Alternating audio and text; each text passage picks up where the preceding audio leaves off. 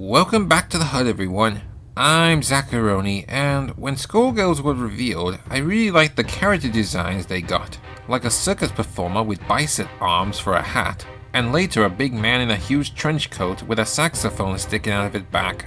Just too bad it was a fighting game because I'm not that good at fighting games and I find it enjoyable seeing other people play it. Or if I play with a friend who had less experience, and we just randomly do stuff with our controllers until something spectacular happens. Then after that, I was thinking, where can a developer Lab Zero go with this art style and character design? And thus, we have Indivisibles, a 2D Metroidvania crossed with an RPG real-time battle system where you attack an enemy, and then everyone is assigned to a button where you can do standard attacks, up attacks, down attacks, and super attacks with devastating effects.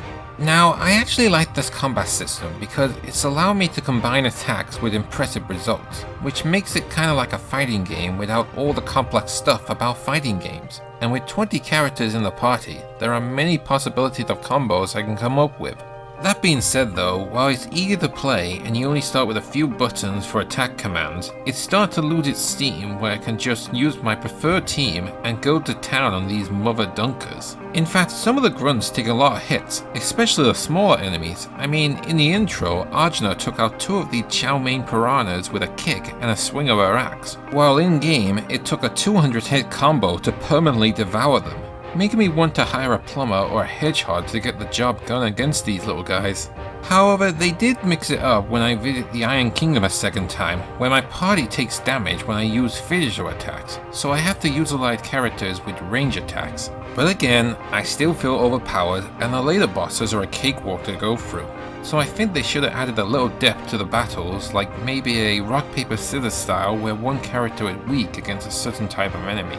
Oh, and sometimes when starting a battle, enemies will be in positions that you cannot reach, and the game suddenly boot me out for no reason. Also, platforming is meh, with jumps that don't quite hit the marker position, and backtracking can be irritating when completing side missions that are unlocked near the end of the game for characters I recruited. Oh yeah, and I use a video guide on how to finish some of these side missions, given that there's not enough markers on the map for them. So thanks for the video, Dr. Bear Jones. Even if we never met before, and if you don't mind me mentioning your name in this video. Now let's talk about the best thing about this game, the character designs. They are pretty creative, with ones like the Power Ranger-like appearance Naga Rider, which I mistakenly called him Naga Raga in my Top-Ends video. Terari with long hair that can produce water, who is kind to our heroine, and sort of acts as a mother to her. And Razmi, an old-timer with a tiger skin on her head who has a love for gross and disgusting things like slime.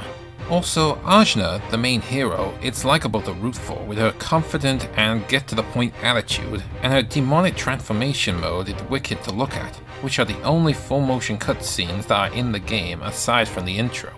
Not to mention the soundtrack is phenomenal, where it matches each continent I visited, and I often listen to the main theme when I start the game up. As for the story, well, it's a little disappointed that the villain I mentioned in my Top-Ends video didn't have enough screen time, but overall, it's still a good tale to see through. And without spoiling too much, the final slice was simple but satisfying, but kind of sad as well.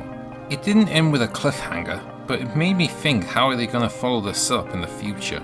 So to wrap this up, I like Indivisibles with the real-time combat system and character designs, but with its mediocre platforming, tiresome backtracking, and its out-of-steam fights, it didn't quite hit the mark for being a memorable game. And with that, that's your second helpings of Indivisibles. I hope you appreciate my opinions, and if you like what you see, be sure to like, share, and subscribe to my channel. But until then, I'm Zacharoni. Enjoy your pizza, and I'll see you next time.